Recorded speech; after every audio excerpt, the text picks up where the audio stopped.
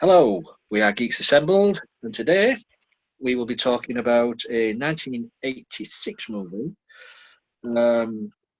comedy movie, teen movie, uh, written and directed by none other than John Hughes. We've done a few of his movies in the past.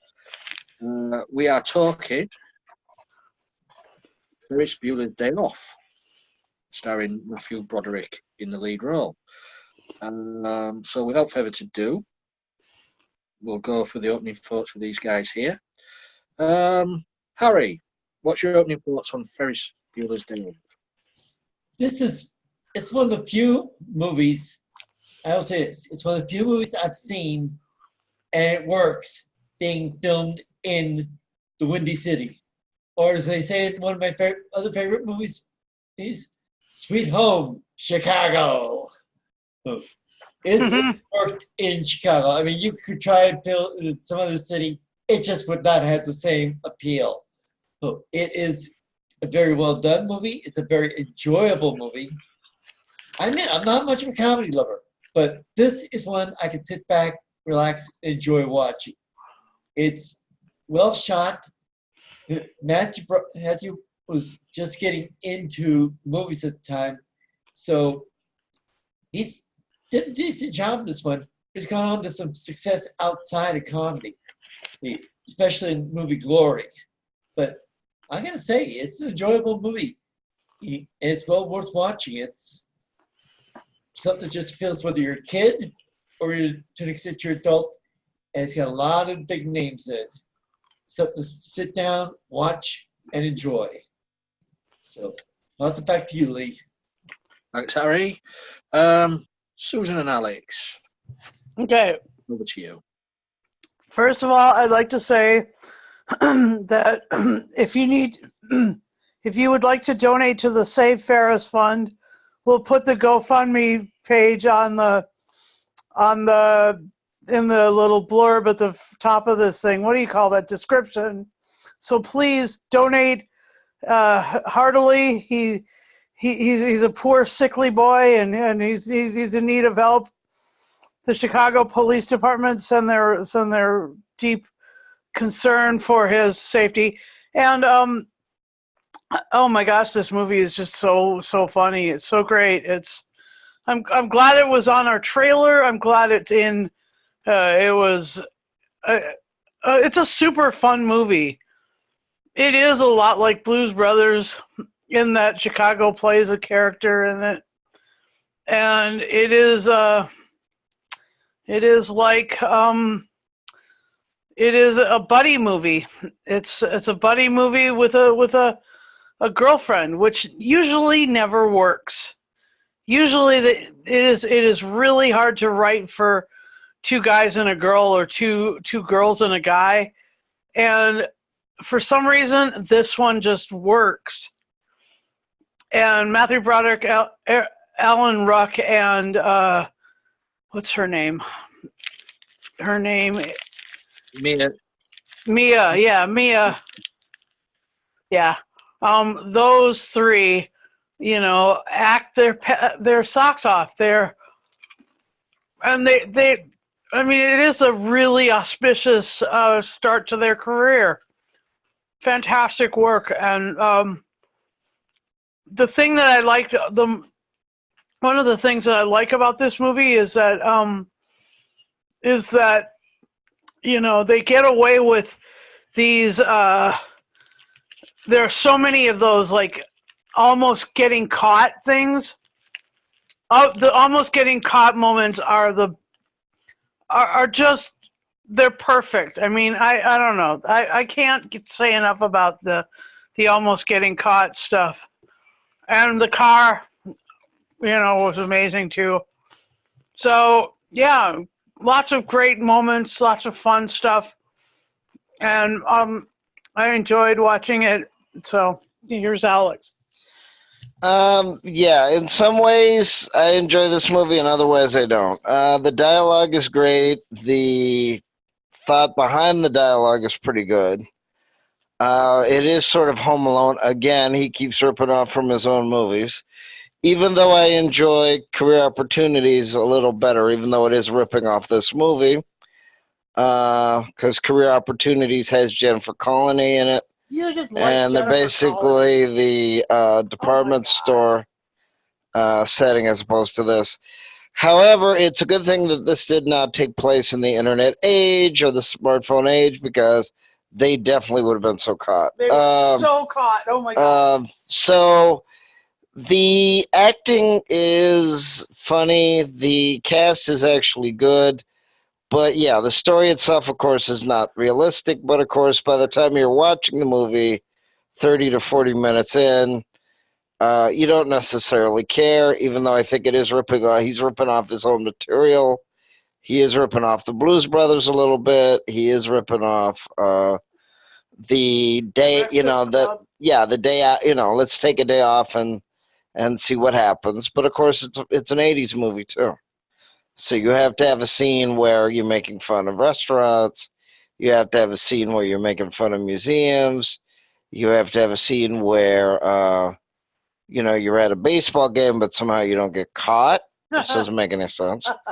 And of course, he has, just like War Games and just like other Home Alone, he has all this elaborate stuff hooked up so that the doorbell rings and he's talking, and then he has the stereo playing, him snoring, and all these other things. And of course, it is funny to see all the famous people, which I didn't realize that most of them are still acting. They're just not everywhere. But Mia Sarah, the girlfriend, ended up marrying Jason Connery as well, and then divorced him and married somebody else. Jason Connery from Doctor Who? Yeah.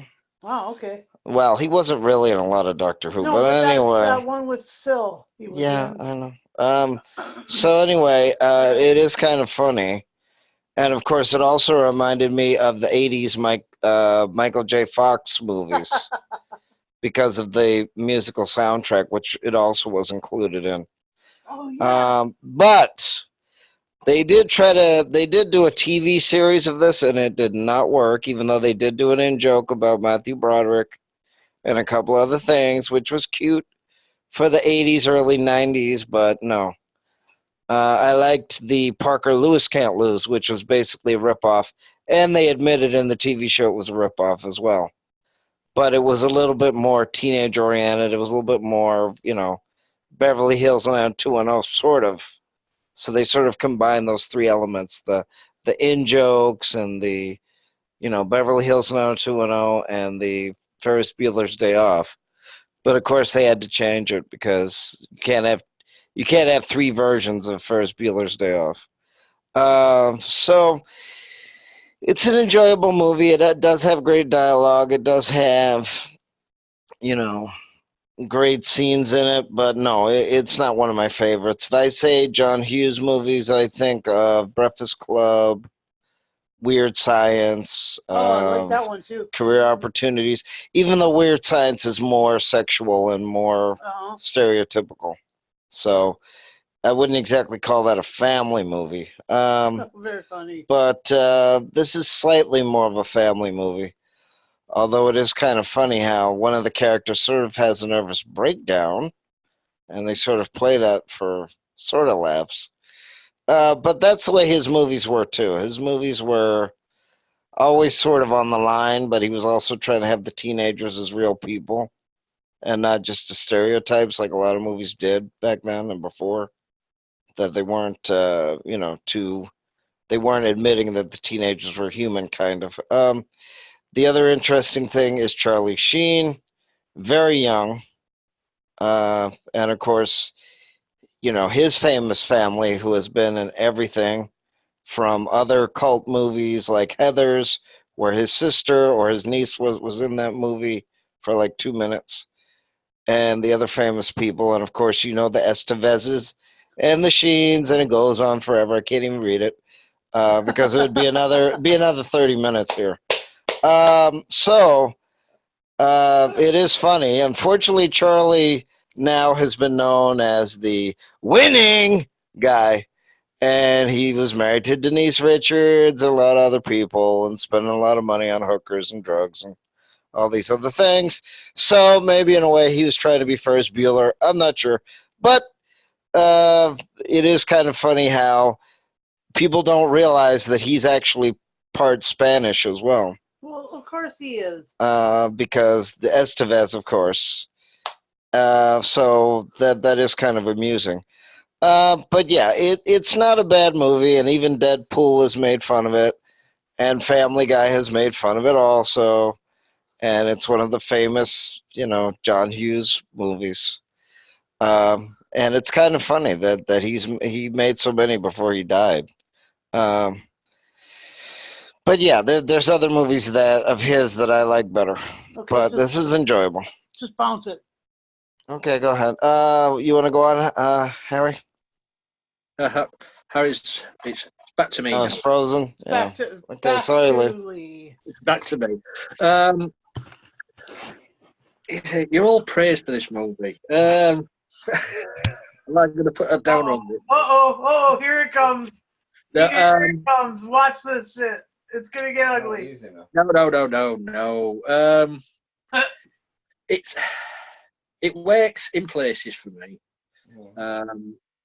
What I can't get with the ages of the kids in this, like the pushing it, because they're supposed to be 17 years old, right?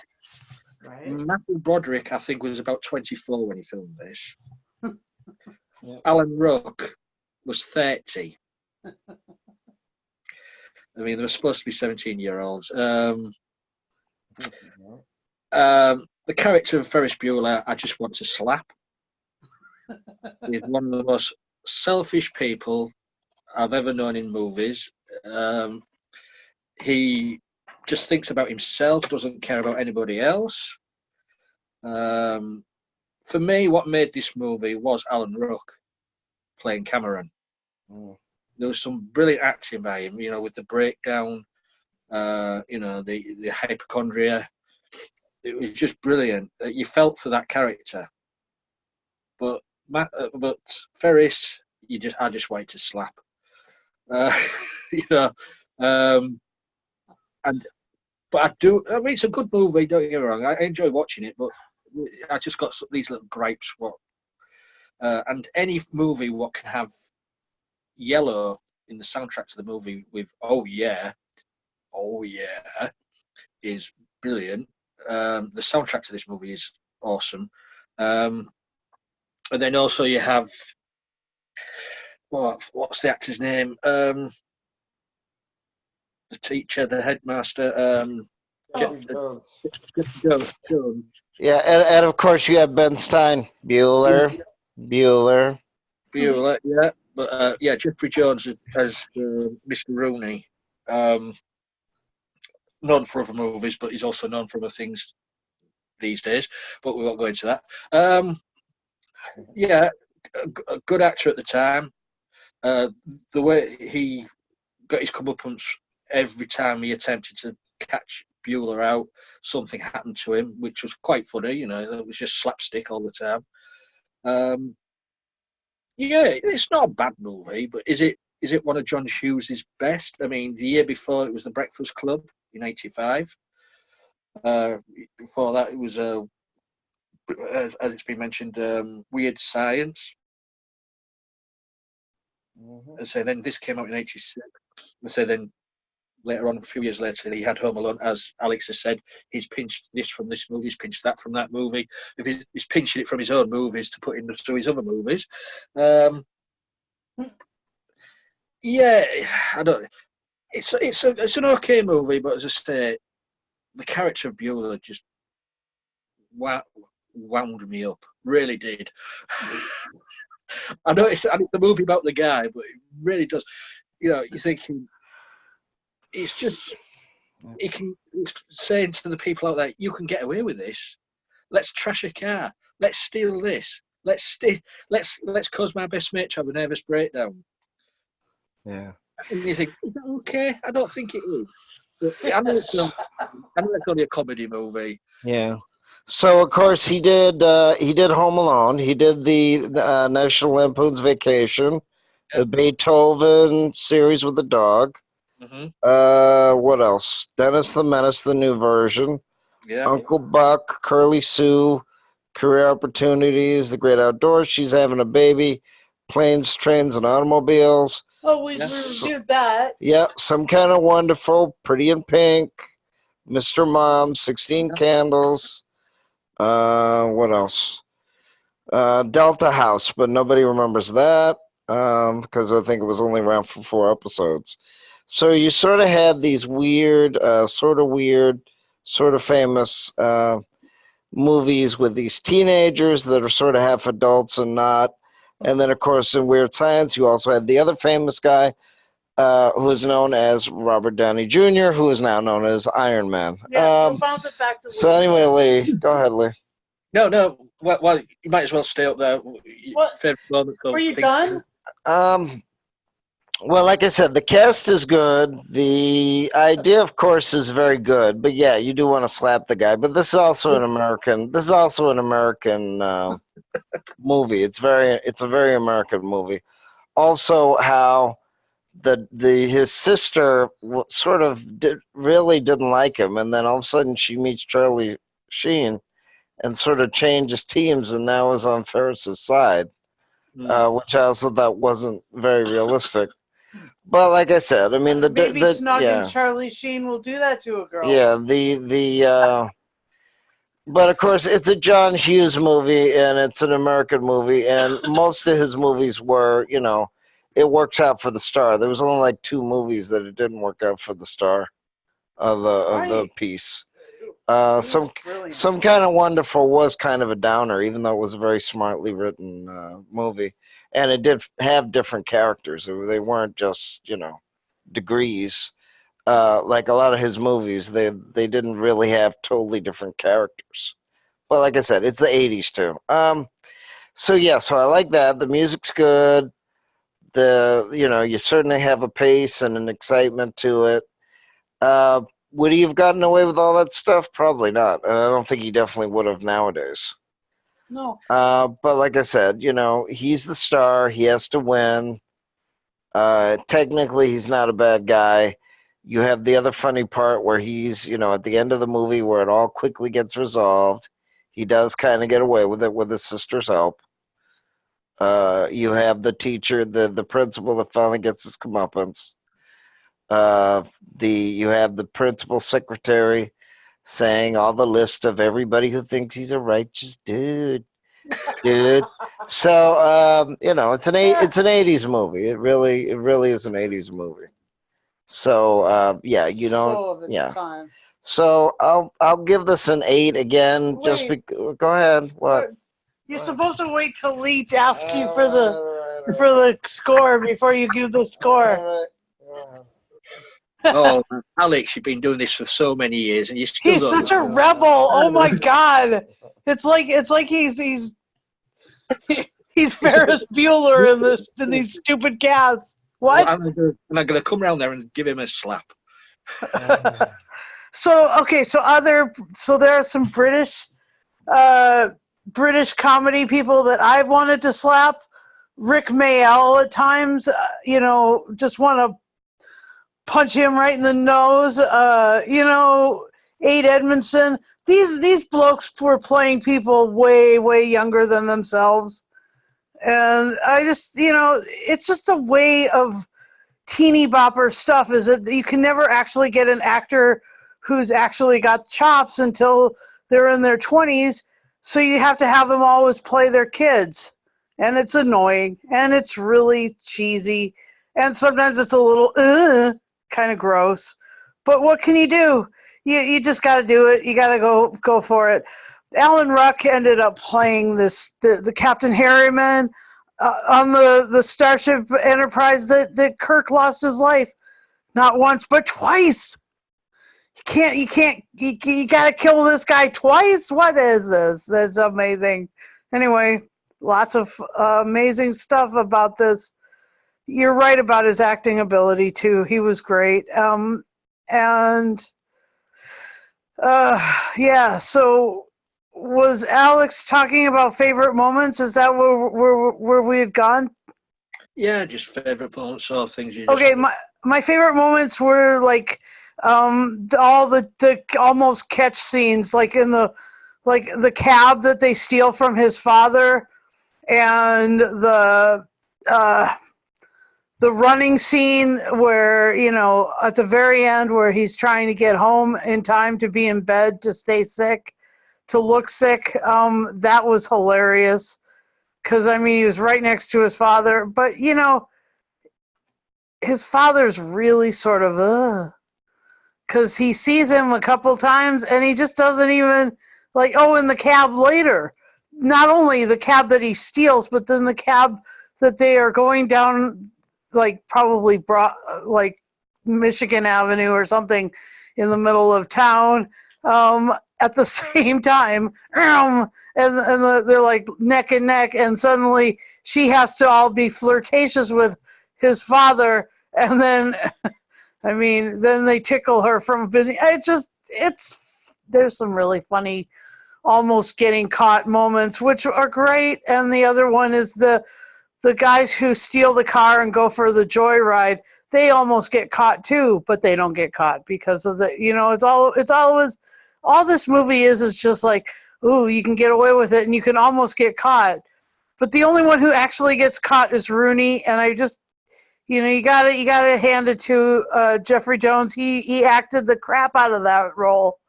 Like he was having a really sucky day. You know, he had to get bit by a dog and, you know, get hit in the nuts a couple times by a girl, you know, and nobody puts baby in a corner. And I just have one thing to say about all of this.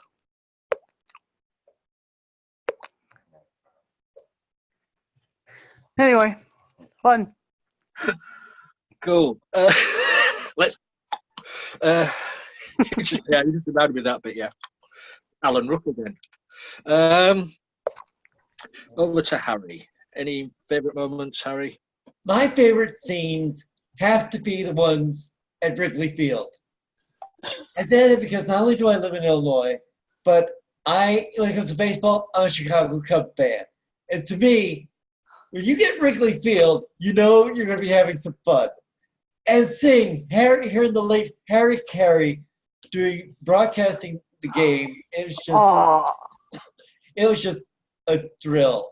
And then seeing this jerk of a principal missing out on Bueller catching the baseball, asking the guy at the hot dog stand what the score, nothing, and saying, so who's winning? It's like, you just can't go wrong. The principal is a jerk and an idiot, but you cannot go wrong with seeing it at Wrigley Field, especially when during the game you flash the sign out front saying, help Ferris Bueller. Save Ferris. It is save Ferris Bueller. It's just, you just cannot go wrong with scenes at Wrigley Field. Just plain and simple as that. Brilliant. Yeah. I mean, there is some good things in this. I mean, as mentioned, his sister, the actress, what's her name, Grey? Jennifer. Jennifer Grey. She's only known for really 2 movies, and this is one of them. And apparently she got a facelift afterward, so you can't even recognize her anymore. Yeah. Sadly, unfortunately, Anthony Michael Hall and Molly Ringwald did have a problem with him years later. Molly Ringwald said that even though she liked working with him, she does think that the women in the movies weren't treated with a lot of respect. Of course, then again, the male characters aren't exactly respectful in the movies anyway. But then again, I mean, yeah. Okay. Go It's ahead. just of its time. It's of its time. That's all it is. Yeah. So. Um, But apparently, too, he was a Republican. He was imitating Woody Allen when he started, and and he also unfortunately died suddenly, and unfortunately he also seemed to hold a grudge. If he got really mad at somebody, I guess it was very hard to resolve it, I guess. But I mean, you can see that he's a good writer. You can see that he's a good American writer. His movies are usually 90% popular, so somebody likes it. But yeah, I don't know if he'd still be working if he was still alive now. I think that he probably would have to do a lot of rewrites now. But where's the fun in the rewrites? Right, we'll go to final turn scores then. Harry. Were you able to get all your bits out? I mean, all your thoughts out? Excuse me, madam. I don't know. I don't know where she's going with these podcasts today. A little too relaxed. This is not the John Hughes podcast. This is slightly criticizing in podcast. You can leave my bits out, madam. Yeah, I got all my bits out yet, and then I got arrested for that. Harry's just disappeared. Susan and Alex, final turn scores then. Oh, really? Well, I can't fault this movie. I really have enjoyed it all along. I liked it when I first saw it. I like it now. It is totally dated, totally of its time, and but I enjoy that time. I love the soundtrack. I mean, the fact that it's got like Morrissey and John Marr, is that, what is that? Johnny Marr, like Dream Academy is what they called themselves. Dream Academy is a group. That was a cover what they did of the Smiths song. Oh, okay. Well, anyway, Dream Academy was fantastic. I just loved that group so much. I loved Life in a Northern Town, and these two songs that they did, Please, Please, Please Let Me Get What I Want, and classic song by the Smiths. What's that? That is a classic song by the Smiths. What they covered there, brilliant song. Yeah, agreed. Anyway, fantastic soundtrack, really great moments, and I really like John Hughes movies, all of them pretty much. That whole list that Alex read, yep, big fans of all of that stuff.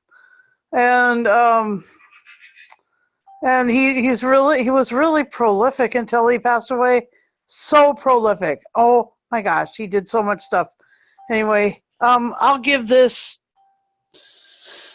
I guess I'll give this a 10 too. It's a 210 podcast weekend for me.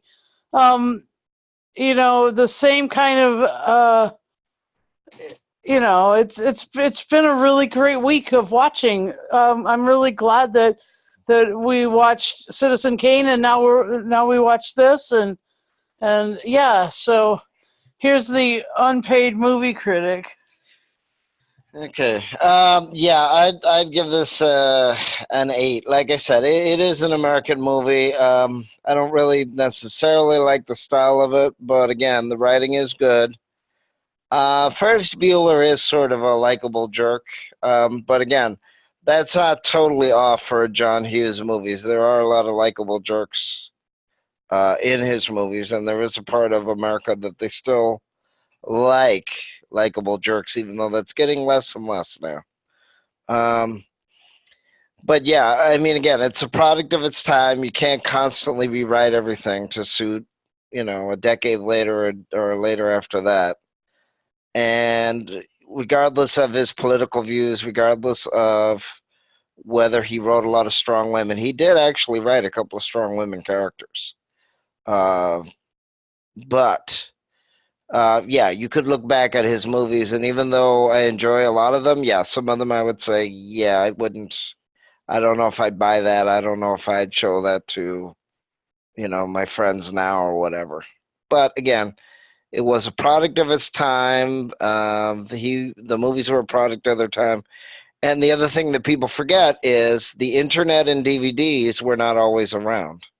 So a lot of the movies and TV shows were only really supposed to be around for a year or maybe 3, and then they would disappear without, if they hadn't invented VHS and DVDs, a lot of the movies that we reviewed, we wouldn't be able to talk about because they wouldn't be around for people to watch. And so it's different. No, I'm saying yay, but I'm saying that, Yay. human beings are supposed to evolve too. There's very few filmmakers or TV producers that can make a show that is 30 or 60 years ahead of its time, because maybe it wouldn't appeal to the audience either. So that's the other thing that's the other thought that people have to realize, is that that's why science fiction is important, because you could actually write it in that context, whereas a comedy or a drama, you can't really write it 60 years into the future in most cases, because how could you set it up? How long is it going to be? How many characters do you need? And I think people forget that.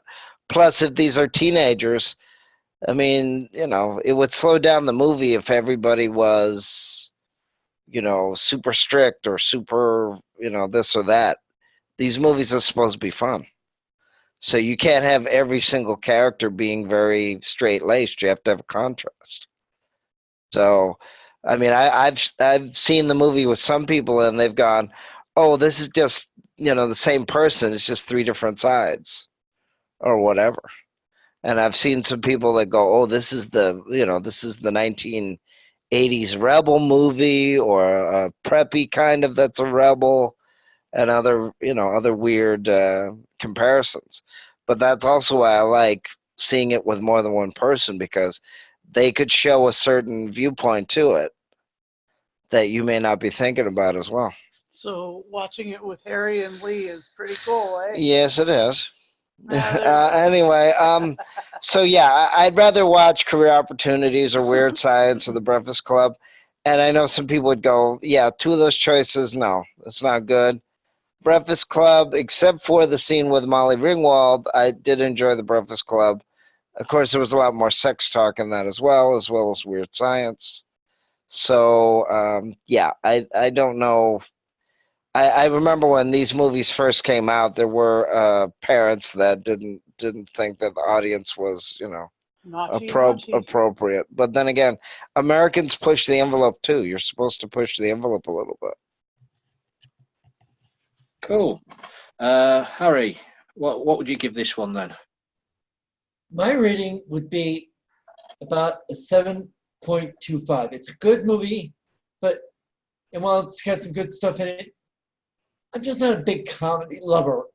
I mean, some comedies are okay, but I'm just not a big comedy fan. I've lost my taste in comedies over the years, and here's just for a good drama or a good science fiction movie. I mean, once in a while I'll find a comedy that I can sit down, watch, and enjoy, but most comedy stations do not work for me. That's my take on it. Brilliant. Yeah, I'm mostly in the same frame of mind there as well for the comedies these days. Let's see.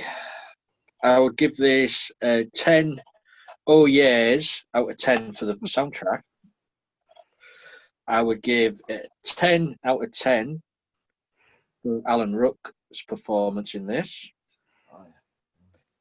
What did you think about his when he was on the phone? Didn't it sound to you sort of like an Art Carney type of voice? Yeah. It did, yeah. From I'm trying to remember the Art Carney now. Was it the Honeymooners? Yeah, Honeymooners. Yeah. Honeymooners, yeah. So that was 10 out of 10 for Alan Ruck's performance. I'd give 10 out of 10 to Jeffrey Jones's performance as Mr. Rooney. But the movie itself, because I just hate Ferris Bueller's character, it gets a 7. It's the comedy's there, but I was just put off with the slime ball of a character, Ferris Bueller. Now, if Cameron Alan Ruck's character was the main character in this, I think it would have been a bit different for me. You know, you had more feelings and emotions for that character than you did Ferris. So, hey ho, what can you do? I did anyway. That's just my emotional side coming out. God. But yeah, all in all, it's an enjoyable movie. But it's been said by most people here, it is dated, but it doesn't take away that you can still sit down and watch it.